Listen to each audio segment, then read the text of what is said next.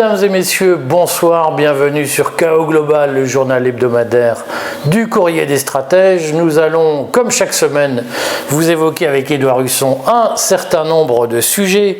Nous terminerons en particulier sur les questions de pouvoir d'achat, d'inflation, de crédit immobilier et des idées folkloriques des ministres Bruno Le Maire et Aurélien Rousseau, le ministre de la Santé.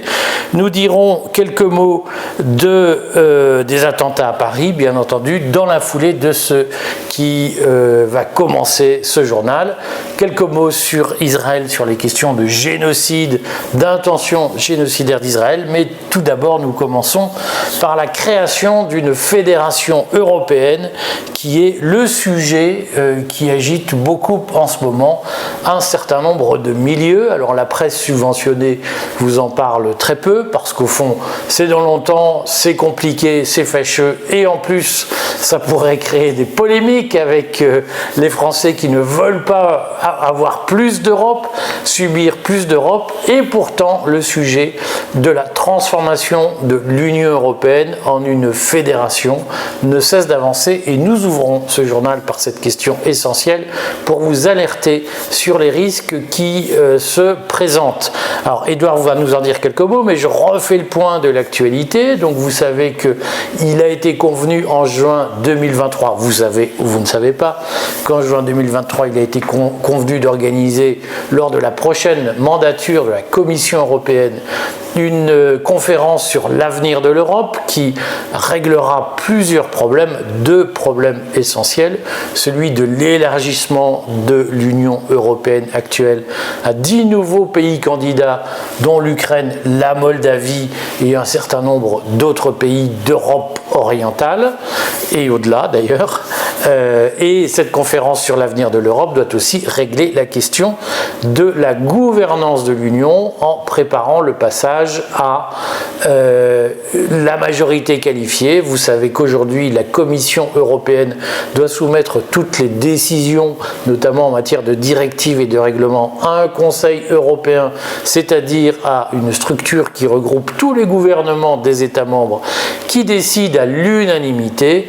Et pour faciliter les décisions, il est dans les tuyaux, dans les projets, de passer à la question de la majorité qualifiée, c'est-à-dire que, supposons que demain cette majorité qualifiée exista, eh bien une coalition entre l'Allemagne et les pays d'Europe orientale, plus quelques autres, pourrait forcer la France à accepter des directives ou des règlements qu'elle ne souhaite pas voir édictés. Ce serait donc un fonctionnement d'une façon ou d'une autre à la mode 5e République, voilà, dont nous serions la minorité. Donc ces projets existent, ils sont dans les cartons. Le Parlement européen, le 21 novembre de mémoire, a voté une résolution à la majorité proposant la transformation de la Commission européenne en exécutif européen, c'est-à-dire en gouvernement de l'Union européenne, avec un processus de décision à la majorité qualifiée qui serait directement discuté avec le Parlement européen, c'est-à-dire que nous perdrions notre souveraineté et elle serait confiée à la Commission européenne et au Parlement européen comme s'il s'agissait d'un État européen.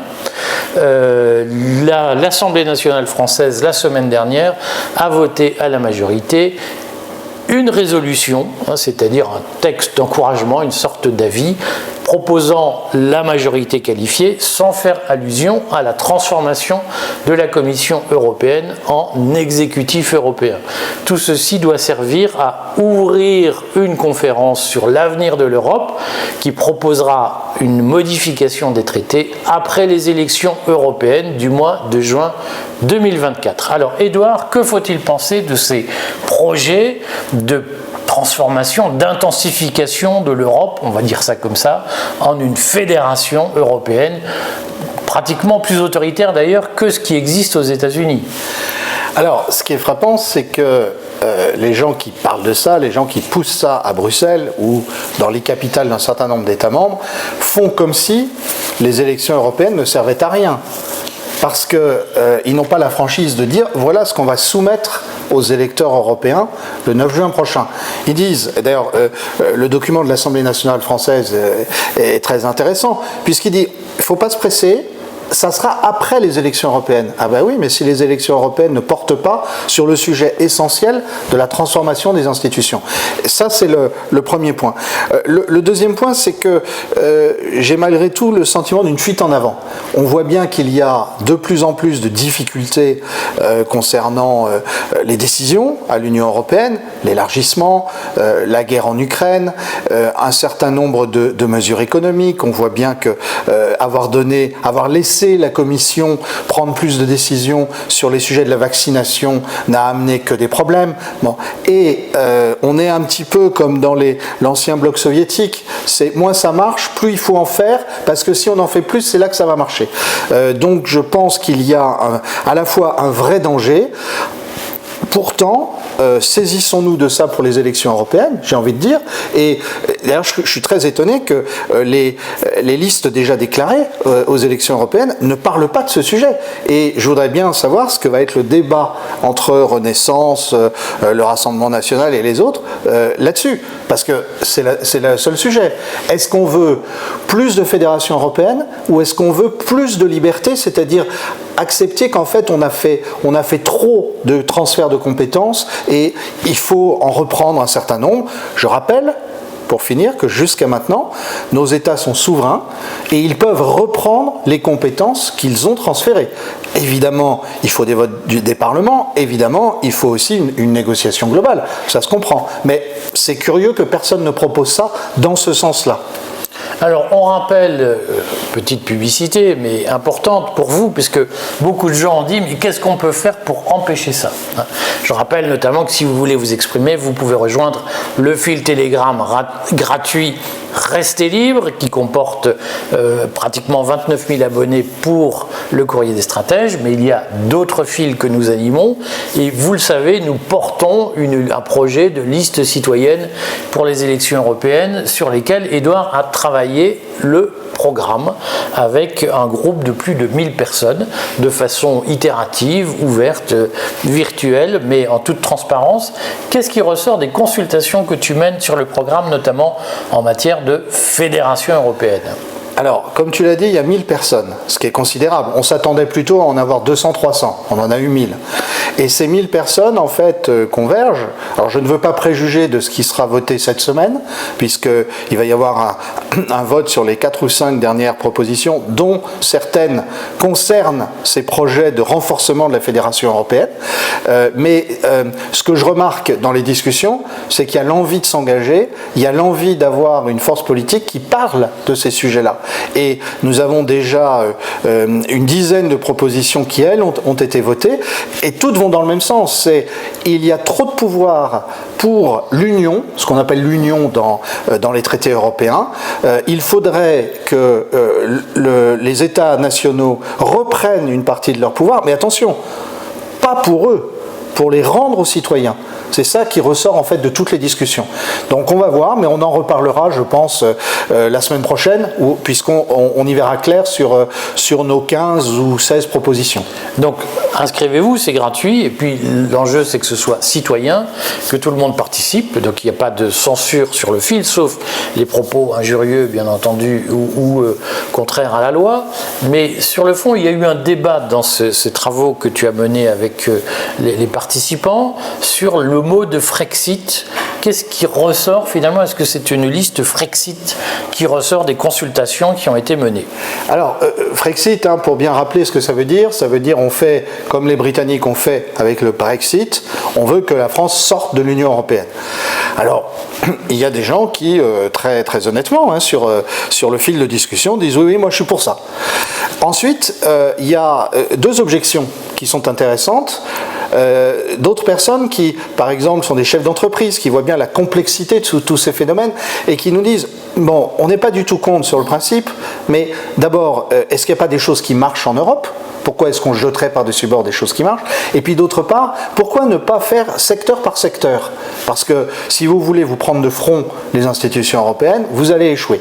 Il y a une troisième objection, enfin pardon, une deuxième objection, un troisième argument qui consiste à dire pourquoi pas, mais discutons entre nous, et justement c'est là que le groupe de 1000 personnes est intéressant.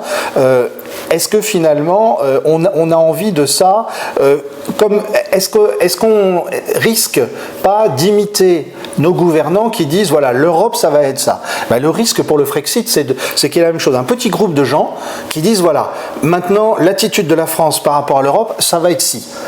Et ça, je crois que les gens qui participent à notre discussion ne veulent pas. Personne ne préjuge du résultat final, mais en tout cas, on veut un vrai débat sur la question. Concrètement, donc, rejoignez le fil Telegram Prenons-nous en main, mais qui venez sur Restez Libre, on vous donnera les coordonnées si vous les demandez, venez participer aux travaux, venez participer au vote, et puis nous allons lancer à partir du mois de décembre une campagne de recrutement pour faire une liste, monter une liste pour le mois de juin, une liste qui sera une liste citoyenne, et donc rattaché à aucun parti et fondé sur l'idée qu'il faut que nous nous prenions en main, c'est-à-dire que depuis le bas de la société, le pouvoir revienne aux citoyens. Et puis une liste qui va parler d'Europe. Et une liste qui va parler d'Europe. Ça va être original. Et des sujets européens. Alors, sur ce point, donc, on suivra ça sur le courrier des stratèges.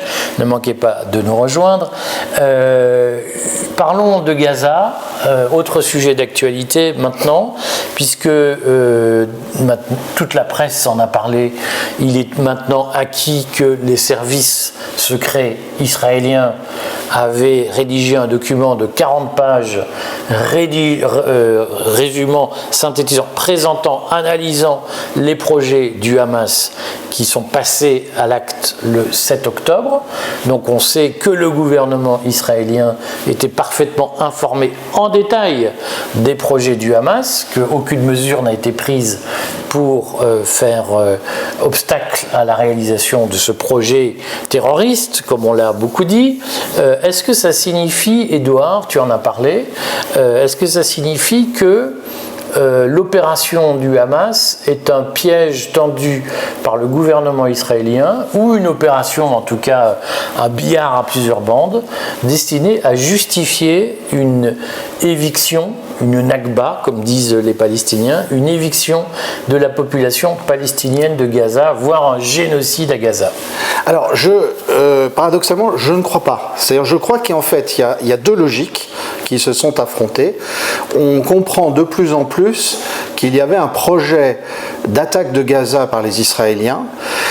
Il faut bien comprendre, hein, ça c'est important de le rappeler, que depuis que les Israéliens ont quitté Gaza en 2007, en fait, ils n'ont jamais cessé de harceler les Gazaouis. C'était en fait un siège qui ne disait pas son nom.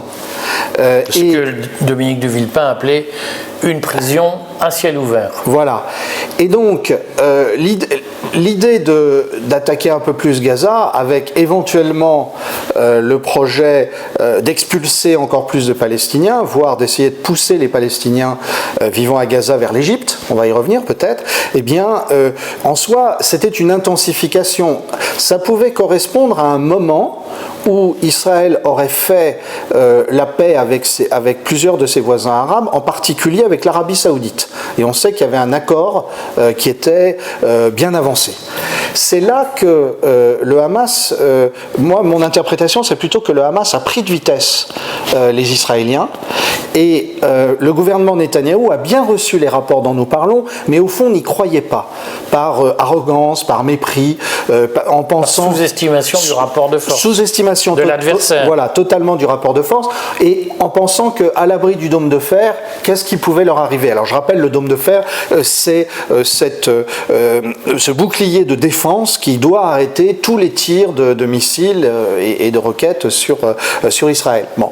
Et il est probable que, voyant l'accélération des négociations entre Israéliens et Saoudiens, d'autre part, voyant que l'ordre du Proche-Orient était en train de se figer à cause de l'entrée dans les BRICS de l'Iran, de l'Égypte, des Émirats arabes unis et de l'Arabie saoudite, entre autres, eh bien, les combattants palestiniens, et je rappelle qu'il n'y a pas seulement le Hamas, il y a une dizaine de mouvements qui se sont unis, eh bien, ont décidé de passer à l'action beaucoup plus vite que ce à quoi s'attendaient les Israéliens. Ça ne change pas le fait que les Israéliens, voyant cette attaque, se sont dit, c'est maintenant, saisissons l'occasion. Et c'est là qu'on parle effectivement de plans d'expulsion des Palestiniens de Gaza vers le sud. On sait d'ailleurs que dans la deuxième quinzaine d'octobre, les Américains, Washington, soutenaient ce plan. Joe Biden a proposé un corridor de sécurité qui devait permettre aux Gazaouis d'aller vers l'Égypte. Ce qui s'est passé, c'est que l'Égypte a dit non. L'Égypte a dit non. Et pourquoi a-t-elle dit non? Parce qu'elle va entrer dans les BRICS et qu'elle se sait forte maintenant de l'appui de la Russie et de la Chine. Et il y a des messages qui sont parvenus.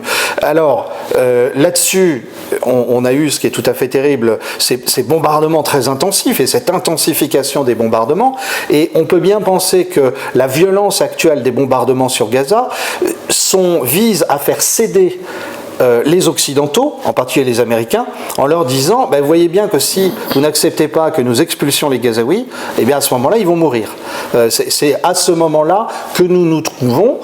Il faudrait ajouter un dernier point, on va peut-être en reparler, qui est le fait que, pour autant, sur le terrain, au sol, l'armée israélienne est très étonnée par la résistance des combattants palestiniens, le Hamas et les autres. Alors ceux qui suivent, c'est un peu mon cas, le fil d'information du Hamas, qui est assez bien organisé sur Telegram, et on est tous d'accord pour dire que le Hamas, comme les Israéliens, le Hamas produit de la propagande, et donc il faut être capable de prendre de la distance par rapport aux affirmations officielles, mais le Hamas est quand même assez précis sur un certain nombre d'opérations qu'il mène en mode guérilla. Par exemple, ce week-end, le Hamas s'est targué d'avoir piégé un campement de 60 soldats israéliens et de les avoir liquidés après avoir actionné des mines antipersonnelles, puis avoir fini le travail, si j'ose dire, de façon cynique, à la main, en achevant, comme le Hamas l'a dit, les survivants. Est-ce que ça signifie que dans cette sale guerre, nous avions écrit au début de la guerre que cette guerre serait une guerre de crimes de guerre? Est-ce que dans cette guerre de crimes de guerre, selon toi, le Hamas est en train de remporter des victoires tactiques importantes? On a affaire à une guerre urbaine. Là, on laisse la guerre de bombardement. Qu'est-ce qu'elle est? Là, les Israéliens, de toute façon, sont les seuls à agir, et nous venons d'en parler. Mais au sol, on a affaire à une guerre urbaine. Et cette guerre urbaine, les combattants palestiniens sont effectivement préparés à la faire. Ils se sont préparés depuis longtemps à la faire, et ils ont, je dirais, une forme de résolution, certains diront de fanatisme, qui fait qu'ils pensent qu'ils n'ont rien à perdre. Ils ont en plus un réseau de tunnels, personne n'en connaît vraiment les dimensions, mais tous les spécialistes... On parle d'un réseau plus grand que le réseau de Londres, le réseau de métro de Londres. Le métro de Londres, on parle de 500 km, c'est peut-être moins. Toujours est-il que c'est un vrai réseau qui leur permet de surgir à différents endroits. Et puis, surtout, il faut voir l'armée d'en face. L'armée d'en face, ce sont souvent des jeunes qui font leur service militaire, qui ne sont pas prêts à cette guerre urbaine. Et alors, ce qu'on n'a pas beaucoup dit dans les médias établis, mais quand on fait une veille soigneuse sur Internet, on le voit surgir à différents endroits. Il y a des unités israéliennes qui n'ont plus envie d'avancer. Certaines qui ont battu en retraite, dont les commandants ont été limogés. On parle hier d'un soldat israélien qui s'est suicidé plutôt que d'avancer dans Gaza. Donc la guerre est très difficile avec une armée israélienne qui n'a pas été entraînée pour ça. C'est ce qui explique les succès tactiques des combattants palestiniens, Hamas, Djihad islamique, Front de libération de la Palestine, etc., dont on voit parler effectivement. Hier, la presse israélienne en a beaucoup plus parlé que ce à quoi on se serait attendu. Par exemple, on a raconté qu'il y avait des hélicoptères qui étaient venus chercher les cadavres de soldats israéliens décédés dans des embuscades du type de celles que tu as citées. Donc, globalement, est-ce que on sent, si je t'écoute, qu'il y a un pari de Netanyahou et de son gouvernement, d'une certaine façon, pour redorer son blason qui était extrêmement terni par les manifestations contre sa réforme de la justice avant la guerre. Netanyahou se dit qu'il pourrait sortir grandi s'il était l'homme de la solution de Gaza, ou l'homme d'une certaine façon de la purification ethnique. On voit qu'en Cisjordanie, il y a aussi des tentations. Bien sûr. Est-ce que ce pari risque d'être perdu ? Un détail qui n'en est pas un, aujourd'hui, le procès de Netanyahou pour corruption a repris. Or, ce procès doit être signé par le ministère de la Justice, par le ministre de la Justice lui-même, la reprise du procès. Ça veut dire que la trêve politique liée à la guerre est finie. Donc, on est devant un jeu interne israélien très compliqué. Deuxième chose, oui, on sent bien que Netanyahou voudrait accélérer et voudrait réussir à créer le grand Israël. C'est bien ça qui est en jeu. C'est le projet du Likoud depuis sa création. Voilà, d'où d'ailleurs les attaques dont on ne parle peu, mais en Cisjordanie. Pour autant, Anthony Blinken, il y a quelques jours, a expliqué à Netanyahou, qui parlait de plusieurs mois, il lui a dit non, vous avez quelques semaines, pas plus. Et d'autre part, il y a ces difficultés sur le terrain. Comme il y a un front international de plus en plus soudé qui est décidé à empêcher l'expulsion des Gazaouis dont nous parlons, même si ces choses-là prennent du temps, même si s'opposer à ce qui relève bien d'un nettoyage ethnique, c'est pas si facile que ça, en fait, de la part de la communauté internationale, eh bien, on voit bien que le sort balance, personne ne peut dire, mais effectivement, quand on voit les chiffres, quand on voit que samedi, il y a 600 Gazaouis qui sont morts sous les bombardements, dimanche, il y en a 700, c'est tout à fait atroce ce qui se passe et il faut appeler les choses par leur nom. Alors, on voit bien qu'il y a en France une intensification de la propagande anti-islamiste qui vise à nous faire admettre que, au fond, tuer un Palestinien, c'est un peu tuer un futur terroriste qui va venir nous égorger sur notre sol. Il y a de ça quand même. Oui, l'amalgame qui est fait. C'est l'amalgame qui est fait, qui est d'ailleurs, pardonne-moi, mais totalement stupide. Parce que tuer un Palestinien, c'est prendre le risque d'avoir un nouveau terroriste qui vienne chez nous ou qui se réveille chez nous en disant qu'est-ce que vous faites, vous, gouvernement français, de soutenir ce truc-là. Alors ça a été le cas puisqu'il y a eu un attentat au couteau qu'on signale, terrible, un touriste germano-philippin est mort, ce qui montre quand même que là aussi les choses sont plus compliquées qu'on ne le dit. La réponse, on la signale, elle est liberticide, même si je peux en partie la comprendre, puisque Gérald Darmanin a évoqué la nécessité de faire passer une injonction de soins pour les gens qui sont en situation de détresse psychiatrique et qui risquent de passer à l'acte de façon violente.